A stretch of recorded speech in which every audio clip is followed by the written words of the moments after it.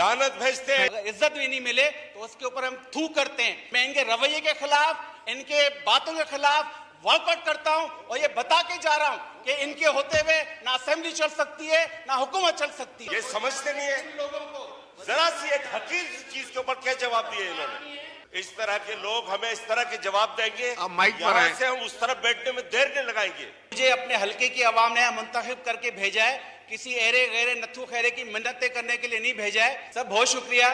मैं कभी इस तरह आपको तंग नहीं करता, लेकिन मुझे अपने हलके की आवाम ने मुंतखब करके भेजा है, किसी एरे गैरे नथु खैरे की मिन्नतें करने के लिए नहीं भेजा है। ये वजारतें, ये सीटें सर ये इसलिए मिलती हैं कि आदमी इज्जत बनाए, काम करे। ये सीटें पाने के बाद अगर इज्जत भी नहीं मिले तो उसके ऊपर हम थू करते हैं। और मैं सर यहाँ एक शख्स मौजूद है जिसकी वजह से मेरे शहर हैदराबाद में वो चीज़ें नहीं हैं कि जो हमारी ज़रूरियात हैं। हमारा एयरपोर्ट बंद है, हमारा PA का ऑफिस बंद है, हमारे यहाँ रेलवे लाइन पे रोज हादसे होते हैं, हमारे रेलवे लाइन पे बम फटते हैं। लेकिन जो 3.5 महीने में जो रेलवे पीछे गई है, जो एयरलाइन पीछे गई है, उसका कोई जवाब देने वाला नहीं है। और लोग यहाँ मिनिस्टर सर मौजूद नहीं है। मैं इनके रवैये के खिलाफ, इनके बातों के खिलाफ वॉकआउट करता हूं और ये बता के जा रहा हूं कि इनके होते हुए ना असेंबली चल सकती है ना हुकूमत चल सकती है। जनाब स्पीकर, एक और बात, इस तरह के लोग हमें इस तरह के जवाब देंगे, अब माइक पर यहाँ आए। से हम उस तरफ बैठने में देर नहीं लगाएंगे।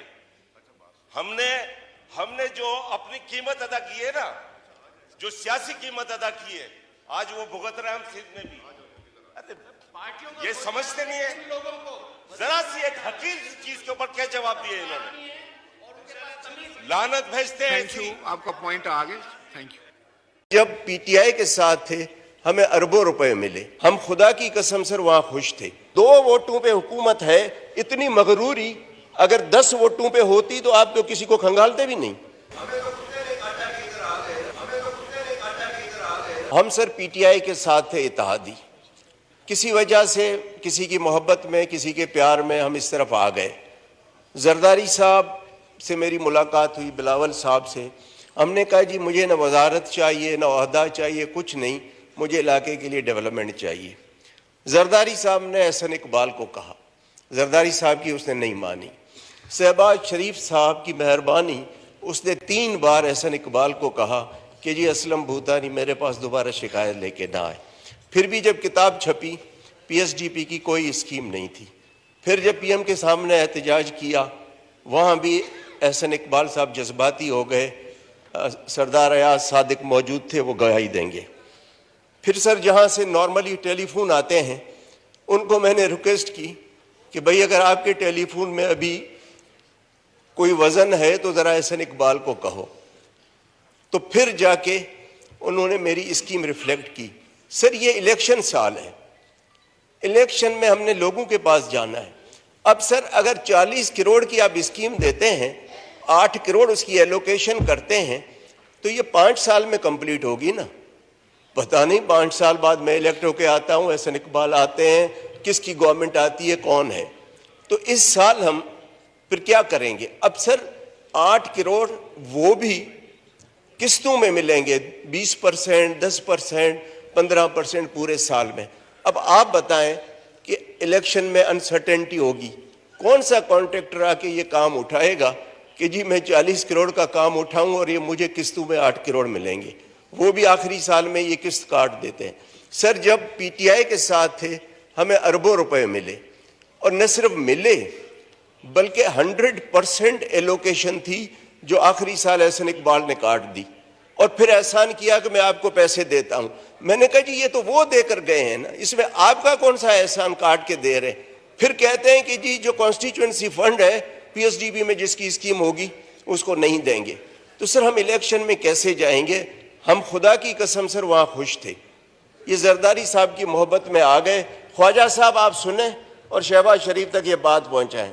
सर ये 2 वोटों पे हुकूमत है, इतनी मगरूरी अगर 10 वोटों पे होती तो आप तो किसी को खंगालते भी नहीं। सर आप प्लीज इस तरह करें। और ये सर मैं तो बोलता हूं, लेकिन जितने इत्तेहादी हैं सबके साथ यही रवैया है। कुछ शराबत में नहीं बोलते हैं, लेकिन हम सर नहीं कर सकते। तो सर ये नाइंसाफी है। मतलब अब जरदारी साहब ने 58 आदमी आपको करके दिए हुकूमत बनाने के लिए। शहबाज शरीफ साहब से गिला नहीं है, वो हद से ज्यादा इज्जत करते हैं। हमें सर पीटीआई में इज्जत नहीं थी, फंड्स बहुत ज्यादा थे, अरबों रुपए के फंड्स थे। अब लोग कहते हैं कि आप जाके वहां इज्जत कमाएं और हमें पीने का पानी न मिले। तो सर ये इज्जत को पीएम साहब की बड़ी मेहरबानी, जरदारी साहब, पीएम साहब बहुत इज्जत करते हैं हद से ज्यादा। लेकिन सर आप इनको बुलाएं एहसन इकबाल साहब को, नहीं तो सर ये 1 साल रोजाना मैं असेंबली में एहतजाज करूंगा ताकि मेरे लोग सुने कि क्या हो रहा है। और ख्वाजा साहब और सरदार अयाज सादिक साहब बैठे हैं। सरदार अयाज सादिक को पता है कि क्या हमने बात की, फिर भी उसने नहीं डाली, फिर टेलीफोन करवा के डलवाई और फिर भी उन्होंने लॉलीपॉप दिया 20%। अब आप बताएं कि इस तरह तो हुकूमतें नहीं चलती है ना। जनाब का पॉइंट रजिस्टर हो गया। सर सरदार अयाज को भी पता है और ख्वाजा साहब दोनों को पता है। थैंक नहीं नहीं नहीं, मुझे उसका, मैं बारी बारी आपका भी जवाब देता हूं।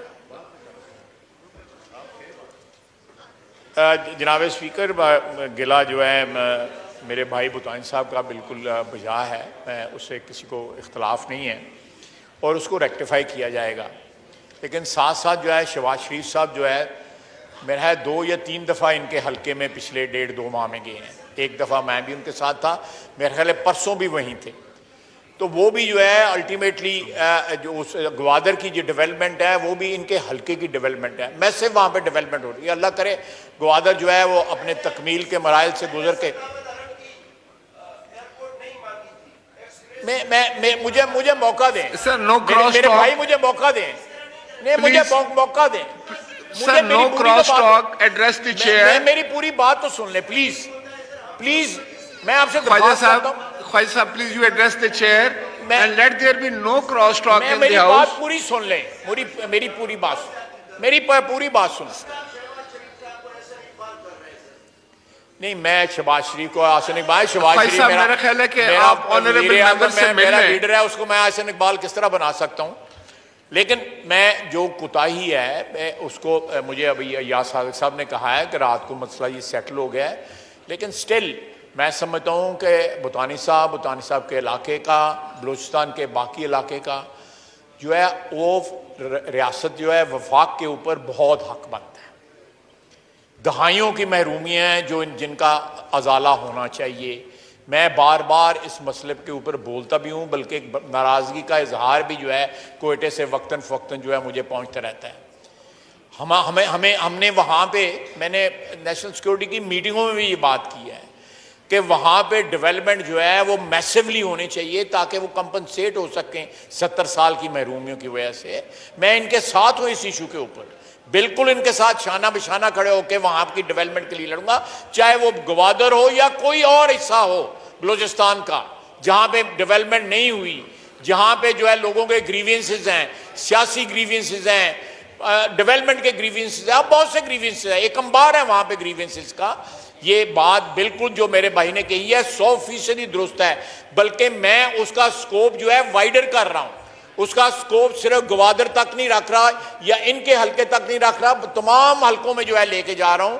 बलूचिस्तान में ये हुआ है, ये हमारी तारीख का एक अलमिया है और इस अलमिये की जो है करेक्शन करने की जरूरत है और इसमें वफाक का मेन रोल है, चाहे वो हम वफाक में हो या कोई भी वफाक में हो, अदरवाइज ये जख्म जो है रिश्ता रहेगा। बहुत बहुत Khwaja Sahab, I would suggest के भूटानी साहब is a very senior member of this house, तो आप बैठकर इनसे ये मामलात जो है ना खुद एज ए पार्लियामेंट्री लीडर जो है वो देख लें। पीटीआई की हुकूमत थी जी, एक माहौल बन गया और ये तब्दीली हुई। तो तब्दीली का मेरे ख्याल मकसद जो था वो कुछ और था, मगर अब कुछ और नज़र आ रहा है।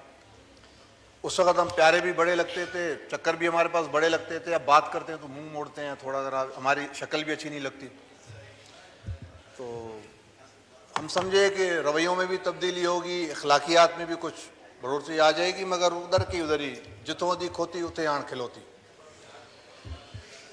कोई मज़ा नहीं है सर। सबसे पहले जब हमने देखा मिनिस्ट्रियों पे सुन रहे थे कि लड़ाइयाँ बंडर बात, वो उसकी नहीं, जैसे इसी मकसद के लिए आए थे, कोई बड़ा मकसद नहीं था कि जी वो यहाँ से निकल जाएं और बस हम इधर आके बैठ जाएं। तो शिकायतें भी हैं, रवैये भी अच्छे नहीं हैं, सारी चीज़ों को दुरुस्त कर लें सर।